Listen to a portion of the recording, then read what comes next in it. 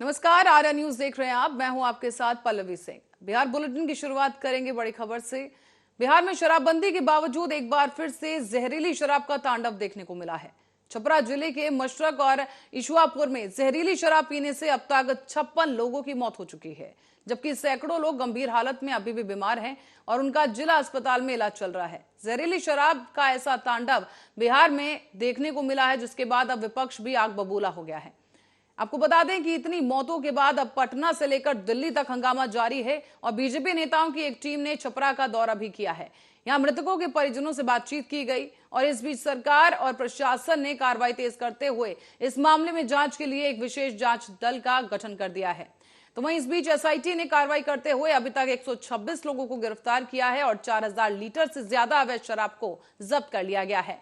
साथ ही कुछ अपराधियों और अधिकारियों के तौर पर जो एक्शन हुआ है उसको लेकर भी अब तक मशरक पुलिस थाने में प्रभारी और स्थानीय चौकीदार को तत्काल प्रभाव से निलंबित कर दिया गया। इन मौतों का आंकड़ा लगातार बढ़ रहा है, क्योंकि अभी भी अस्पताल में जो लोग मौजूद हैं, उनका इलाज चल रहा है, वो अभी भी गंभीर अवस्था में है। इसकी वजह से सीएम नीतीश कुमार की शराब नीति एक बार फिर से सवालों के घेरे में आ गई है। अब सदन में विपक्ष लगातार हंगामा कर रहा है। मुद्दा था बिहार में जहरीली शराब पीने से 40 से ज्यादा लोग मर चुके हैं और पिछले 6 साल में 1000 से ज़्यादा मौत केवल जहरीली शराब पीने से हुई है। तो आज संसद के अंदर बिहार से जुड़े हम सारे जो सांसद हैं और अन्य सांसदों ने इस मुद्दे को उठाया कि क्या कारण है कि जहरीली शराब पीने से इतनी बड़ी संख्या में लोगों की मौत हो रही है।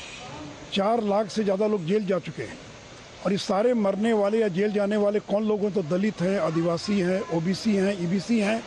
तो शराबबंदी पूरी तरह से फेल हो गई बिहार के अंदर। दुर्भाग्य है इस राज्य का, बिहार का, जिस बिहार में जब से ये शराब नीति चला है कई हजार लोग मर गए और ज़्यादातर लोग गरीब गुरबा मरे हैं। लेकिन माननीय मुख्यमंत्री जी थोड़ा सा भी उनकी संवेदना नहीं जगता और जब सदन में कोई उठाता तो उससे इस ढंग का व्यवहार करते कि जो लोग राज्य की जनता कभी मुख्यमंत्री से ये उम्मीद नहीं करता। और मैं तो कल भी कहा कि शराब भगवान की तरह हो गया है। भगवान हर जगह होते लेकिन दिखते नहीं। शराब नीतीश कुमार को दिखता नहीं, लेकिन शराब हर जगह मौजूद। बिहार में सरकार द्वारा प्रायोजित 37 हत्याएं हुई हैं। बिहार में शराबबंदी है और 2016 से हम लगातार यह उठाते रह रहे हैं कि यह पूरा पुलिस के मदद से, पुलिस के द्वारा प्रायोजित जहरीली शराब और शराब का पूरे बिहार में घर घर वितरण हो रहा है। माननीय मुख्यमंत्री जी संज्ञान नहीं लेते हैं और यह कहते हैं जो शराब पिएगा मरेगा, जो शराब पिएगा वो मरेगा, जो शराब पिएगा वो जेल जाएगा और जो शराब बेचेगा वह हमारा टिकट पाएगा, हमारा उम्मीदवार होगा। पुलिस पर कोई कार्रवाई नहीं होगी, किसी सीनियर अफसर पे आज तक कोई कार्रवाई नहीं हुई है। इस 37 हत्याओं का जिम्मेवार बिहार सरकार है और इस तरह की 15 से ज्यादा घटनाएं बिहार में हो चुकी है जो मीडिया के सामने है। इसके अलावा प्रतिदिन 3-4 व्यक्तियों की हत्याएं होती है। पुलिस कहता है कि तुम्हारा पूरा खानदान को हम जेल भेज देंगे अगर तुम इस बात को बाहर जारी करोगे। मेरा आपके माध्यम से अनुरोध होगा कि कृपया कर, एक तो नीतीश कुमार जी जिस तरह से विधानसभा में बात करते हैं वह मानसिक संतुलन खो चुके हैं। केंद्र सरकार को बिहार की कानून व्यवस्था पे संज्ञान में लाना चाहिए और इन 37 हत्याओं का जिम्मेवार महागठबंधन की बिहार सरकार के ऊपर शीघ्र कार्रवाई भी करनी चाहिए और उन पुलिस अफसरों पे कार्रवाई करनी चाहिए जो शराब बेचने वाले हैं। वह सैकड़ों करोड़ के मालिक होंगे। जो शराब के साथ जो ये पुलिस प्रायोजित है, पुलिस 10,000 करोड़ कमा चुकी है। इन सभी पर और मुख्यमंत्री पर कार्रवाई होनी चाहिए। मेरा आपके माध्यम से। और बिहार के विधानसभा में शीतकालीन सत्र के चौथे दिन भी शराब से मौतों पर जोरदार हंगामा इसी तरह जारी रहा।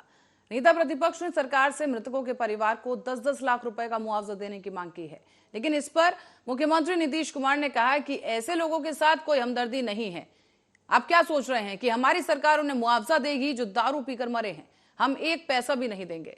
साथ ही सीएम ने कहा कि जब आपके साथ थे तो शराबबंदी के साथ खड़े थे और विपक्ष में हैं तो विरोध कर रहे हैं। सीएम ने इस बीच और क्या कुछ कहा वो आपको सुनवाते हैं। लोग तो बार बार कह रहे हैं कि पिएगा तो मरेगा अगर शराब पीने से, और किस चीज से मरा है? अगर शराब पिया और गंदा शराब पिया मर गया, उसको हम लोग मदद करेंगे? सवाल ही पैदा नहीं होता। ये तो इतनी गंदी बात है। और अगर आप लोगों में से कोई इस बात को सोचता है तो आप कहिए कि शराबबंदी को बंद कर दीजिए। ये कोई तरीका है ऐसा? मुझको तो आश्चर्य होता है, मुझको तो आश्चर्य होता है कि अगर इसमें कहे कि अगर कोई गंदा शराब पीने से, जहरीली शराब पीने से मर गया तो उसको हम लोग मदद करेंगे, तब तो इसका मतलब शराबबंदी खत्म कर दीजिए। शराब पीने वाले को मदद किया जाता है। अरे शराब गंदा पिया, पता चल गया ना कि तुम पीते हो और कभी तुमको जहरीली मिल जाएगा तो मर ही जाओगे, यही तो बात है। ये मेरा कहा हुआ, इसलिए हम खाली यही कहेंगे कि बात को कभी नहीं कहना चाहिए। ये तो गंदी चीज है। अगर शराब मर रहा है तो आप सोच लीजिए, ये तो साबित हो रहा है कि शराब पीना कितना बुरा चीज है। इसको तो और हम लोग खूब प्रचारित करते हैं, देखो मर रहा है, पियोगे मरोगे। तभी तो हम ये कह रहे हैं, पूरा अभियान है। बात समझ लीजिए, कभी ये बात नहीं कहना चाहिए कि शराब होता है। और गरीब गुरबा तबका है, उसके लिए हम कितना कर रहे हैं भाई, कितना ज्यादा हम लोग ऑफर दे रहे हैं। हम लोगों ने कहा कि सब धंधा में मत लगिए, 1 लाख रुपया आपको देंगे, दूसरा काम करिए। जरूरत पड़ेगा तो सरकार 1 लाख से भी ज्यादा बढ़ा करके उसको काम करने का। आज जहरीली शराब का बोल रहा है, जरा बताइए, बिहार में जहरीली शराब से पीने वालों की संख्या जब शराबबंदी लागू नहीं था तब भी, और आज भी उसकी संख्या कम है। आज दूसरी जगह खूब जहरीली शराब, जहां शराबबंदी लागू नहीं है वहां भी जहरीली शराब पी के मर रहा है। टॉप पर है मध्य प्रदेश, हरियाणा कहां नहीं है, यूपी, सब जगह का देश। जो हम लोग कह रहे हैं मतलब शराब के खिलाफ है।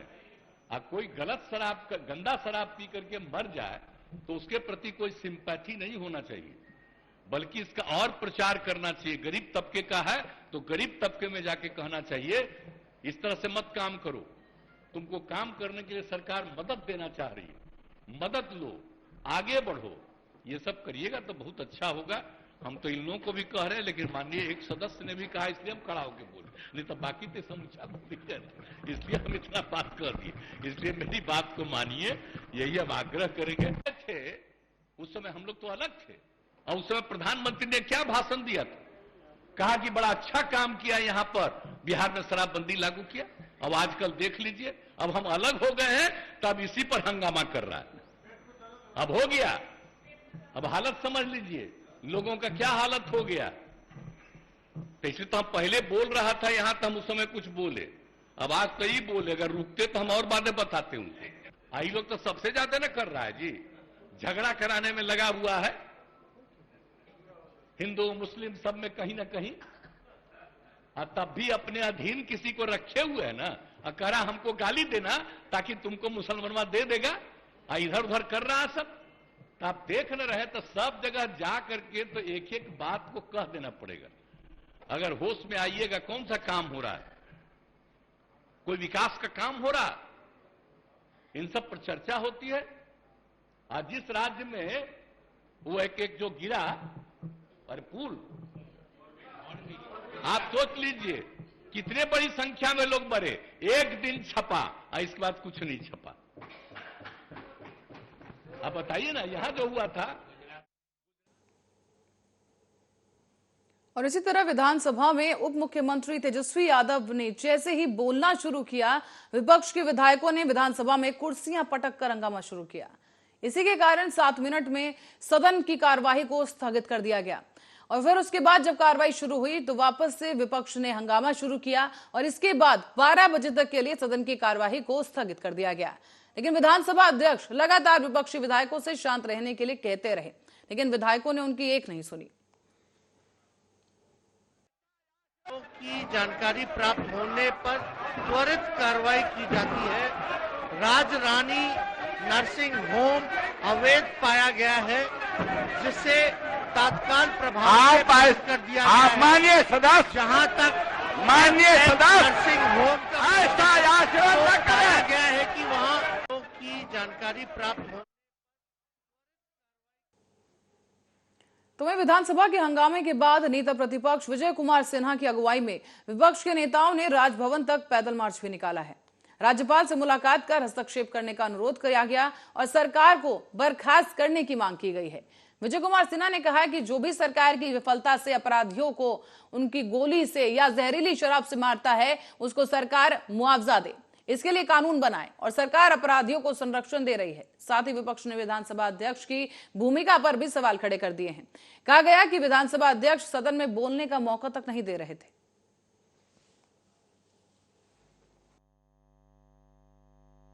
क्यों नहीं मिलेगा मुआवजा? आज नाव में नियम है कि 25 लोग जितनी क्षमता है बैठेगा और 50 लोग बैठ के डूब के मरता है। आप मुआवजा देते हैं कि नहीं? उस मासूम बच्चे, उस विधवा का क्या दोष है? आपका शराब रोकने की जिम्मेवारी प्रशासन की है। क्यों प्रशासन शराब नहीं रोका? प्रशासन फेल्योर है, आप फेल्योर है। क्यों आप पर कार्रवाई नहीं हो? क्यों प्रशासन की संपत्ति जब्त नहीं हो? कहे कि हम इसको गंभीरता से संज्ञान में लेंगे। महामहिम के पास हम लोग मेमोरेंडम दिए हैं सारे विधायक नेता प्रतिपक्ष के साथ। जो बड़ी घटना घटी है, सैकड़ों लोगों का मौत हुआ है जहरीली शराब से, इसको लेकर के पूरा दिया गया है। और महामहिम ने भी कहा है कि हमें सारे घटना की जानकारी है। हम लोगों ने कहा कि गरीबों को मुआवजा मिलनी चाहिए और इस बड़ी घटना की न्यायिक जांच हो और मुख्यमंत्री गलत बयानी जो करते हैं उसके लिए माफी मांगे। और माननीय महामहिम ने कहा कि हम सारा रिपोर्ट दिल्ली को भेजेंगे और जरूरत पड़ी तो दिल्ली जाके बताएंगे। थाने के अंदर से जो स्प्रिट था, वो स्प्रिट का नकली 3700 स्प्रिट जब्त था। थाने के अंदर ड्राम खाली हो गया, उसको क्या मूसा पी गया क्या? ये नकली शराब बनवा के थाने के पदाधिकारियों के द्वारा, जिला के प्रशासनिक पदाधिकारियों के द्वारा ये काम कराई जा रही है। जो बिल्कुल निर्दोष लोग मरे हैं उनको मुआवजा मिले और तमाम चीजों पर माननीय महामहिम जी ने कहा है कि मुझे संज्ञान है।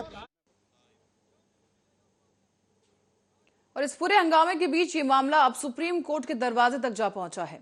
आर्यव्रत महासभा फाउंडेशन ने याचिका दायर कर इस मामले की जल्द से जल्द सुनवाई करने की मांग कर दी है।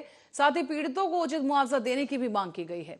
साथ ही इस पूरे मामले की जांच एसआईटी से कराने की बात कही जा रही है। हालांकि मामले पर जल्द सुनवाई से सुप्रीम कोर्ट ने इनकार कर दिया है। कोर्ट का यह कहना है कि मामला मेंशनगन लिस्ट में नहीं है और इसीलिए इसकी तुरंत सुनवाई नहीं की जा सकती। अब प्रधान न्यायाधीश डीवाई चंद्रचूड़ और न्यायमूर्ति पीएस नरसिम्हा की पीठ के सामने इस याचिका का जिक्र तत्काल ही सूचीबद्ध किए जाने के लिए कहा गया है। कोर्ट ने वकील पवन प्रकाश पाठक से कहा कि याचिकाकर्ता को मामले में सूचीबद्ध करने के लिए उचित प्रक्रिया का पालन करना होगा। लोगों ने ये जो पूरी बिहार फूड ट्रेजेडी की जो याचिका जो पूरा मामला हुआ है, जिसमें 50 लोगों की डेथ ऑलरेडी आज के दिन हो चुकी है, तो इस मामले में हम लोगों ने सुप्रीम कोर्ट का दरवाजा खटखटाया है और हम लोगों ने सुप्रीम कोर्ट से ये मांग की है कि इसमें पूरी एसआईटी इन्वेस्टिगेशन बैठाई जाए। एसआईटी इन्वेस्टिगेशन के साथ जितने भी पीड़ित परिवार हैं उनको कॉम्पेंसेशन की हम लोगों ने मांग की है और साथ ही साथ हम लोगों ने जो बिहार एक्साइज एक्ट है उसको भी चैलेंज किया है। तो वही नेता प्रतिपक्ष विजय कुमार सिन्हा ने इस सरकार पर हमला बोलते हुए कहा कि नीतीश सरकार दोषियों को बचाने का प्रयास कर रही है। जेडीयू के तमाम नेता शराब के कारोबार से जुड़े हुए हैं और इस पर पलटवार करते हुए आबकारी मंत्री सुनील कुमार ने कहा है कि सरकार ने कसम लिया है कि मौतों के लिए जिम्मेदार दोषियों के खिलाफ सख्त कार्रवाई करेगी। साथ ही कहा गया कि प्राथमिकी दर्ज करने की प्रक्रिया चल रही है। साथ ही विपक्ष पर भी हमला बोलते हुए कहा गया कि जब हम भाजपा के साथ गठबंधन में थे तब हमने न तो दोषियों को संरक्षण दिया और न ही निर्दोष लोगों को गिरफ्तार किया। मुख्यमंत्री ने स्पष्ट कर दिया है कि दोषी कोई भी हो उसके खिलाफ कड़ी कार्रवाई की जाएगी और आगे भी ऐसी कार्रवाई होती रहेगी। और सरकार अगर जो इसको नहीं रोकती है तो सत्ता में रहने का अधिकार नहीं है। विपक्ष को सदन के अंदर मुख्यमंत्री का वक्तव्य आना चाहिए, लेकिन आसन पर अध्यक्ष जी का आचरण विपक्ष के साथ उचित नहीं है, बोलने का मौका नहीं देना। और जब हमने अपने सदस्यों को बैठाने के लिए गए, काफी देर से वो खड़े होके नारा बेल में लगा रहे थे, तो उल्टा ही आरोपित करने का खेल खेलते हैं। मैं उससे डरने और प्रभावित होने वाला नहीं हूं। जो आसन पर चढ़ के कुचला है, जब उस पर ही कार्रवाई नहीं कर सकते हैं तो इनसे कोई न्याय का उम्मीद भी हम लोग नहीं करते हैं। लेकिन जहरीली शराब से हुई मौतों पर हम चुप नहीं रहेंगे। हत्या, अपहरण, लूट, बलात्कार का दर्जनों घटना, पटना के अंदर भी कई घटना कल घटा, लेकिन ये सरकार कोई संवेदनशील नहीं है। कोई इनके ऊपर अपराधियों को पकड़ने का कहीं कोई कार्रवाई नहीं, प्रशासन पूरा सुस्त है। हम मांग करते हैं कि जहरीली शराब से जितनी भी मौतें हुई है, 1000 से ज्यादा मौतें, सबको मुआवजा दे, क्योंकि सरकार की जिम्मेवारी थी जहरीली शराब को रोकना, अपनी नीति को सफल करना, उनके तंत्र की जिम्मेवारी थी। एक भी भ्रष्ट पदाधिकारी पर कार्रवाई नहीं होती है। ये जहरीली शराब के नाम पर उम्मीदवार खड़ा करते हैं, अपने शराब बेचने वाले फैक्ट्री के मालिक को गोपालगंज में उम्मीदवार बनाए, शराब पीने वाले को कुर्नी में उम्मीदवार बनाए। ये सरकार संपोषित ये खेल दारू और बालू का हो रहा है। उन माफियाओं को संरक्षित कर रहा है। सरकार को इस्तीफा देना चाहिए, सदन में वक्तव्य देना चाहिए, लेकिन वो नहीं दे रहा है। और विपक्ष के साथ जो व्यवहार हो रहा है सदन के अंदर, आज तक लोकतंत्र में ऐसा नहीं हुआ है। हमारी सरकार ने इसीलिए ये व्यवस्था बनाया कि शराब जहर है, जहरीला है, इससे आप दूर रहोगे, अच्छे रहोगे, सुरक्षित रहोगे। आज जहरीला शराब लोग पी रहा है, लोग मर रहा है। ये चीजें तो दर्शा रही है ना कि गलत चीज है, शराब गलत नहीं पीना चाहिए। और मैं भी कह रहा हूँ कि शराब से आप लोग भी समझाइए कि शराब से लोग दूरी बनाएं। शराब जहर है, अभी देखिए जहर लोग पिया मर गया, ऐसे लोग मरेगा जहर से नहीं। शराब बंदी रहेगी। शराब बंदी का जो कानून बना है सबसे तगड़ा देश के अंदर बना है, जहाँ लागू भी है। आप मध्य प्रदेश में देख लीजिए, चंडीगढ़ देख लीजिए, गुजरात देख लीजिए, वहाँ भी लोग मर रहा है। तो इसलिए हमारे नेता ने, आदरणीय नेता निश्चित कुमार जी ने कह रहे हैं इस बात को, ये जहर है, पॉइजन है, इससे आप दूर रहो, बचो। और जो भी इसमें हम लोग जाँच कर रहे हैं, आपने देखा कार्रवाई भी की गई है, जाँच चल रहा है। जो इसमें रहेगा लिप्त तो उसको पे कार्रवाई की जाए। अधिकारी आप पुलिसकर्मी मिले हुए हैं, बड़ा आरोप है भाजपा का। भाजपा को छोड़िए भाई, अभी उनको गद्दी मिल जाएगी, सारा खत्म हो जाएगा। आपको नहीं मालूम है? हमारे साथ रहते थे, रात दिन बताते हैं बहुत अच्छे नेता हैं। कांग्रेस के भी लोग कह रहे हैं कि अधिकारी की संलिप्तता है और जो ठीक है, नहीं वो कह रहे हैं ठीक है, जो संलिप्त रहेगा, अभी आपने देखा होगा कई लोगों में कार्रवाई की गई है, आगे जांच चली, कार्रवाई की जाएगी। कोई हो बड़ा से बड़ा अधिकारी। लेकिन आपको जानकारी के लिए बता दें कि बिहार में जहरीली शराब पीने से मौत का यह कोई पहला मामला नहीं है। 5 अगस्त साल 2022 को बिहार के सारण जिले में भी जहरीली शराब पीने से 9 लोगों की मौत हुई थी और 17 लोगों ने अपनी आंखों की रोशनी खो दी। तो वहीं 21 मार्च 2022 को बिहार के 3 जिलों में जहरीली शराब पीने से 37 लोगों की मौत हो गई थी। सरकार कह रही है कि मौत पहले भी होती थी, लेकिन मुद्दा आज बनाया जा रहा है और इस बीच मीडिया इसे तूल देने में लगी है।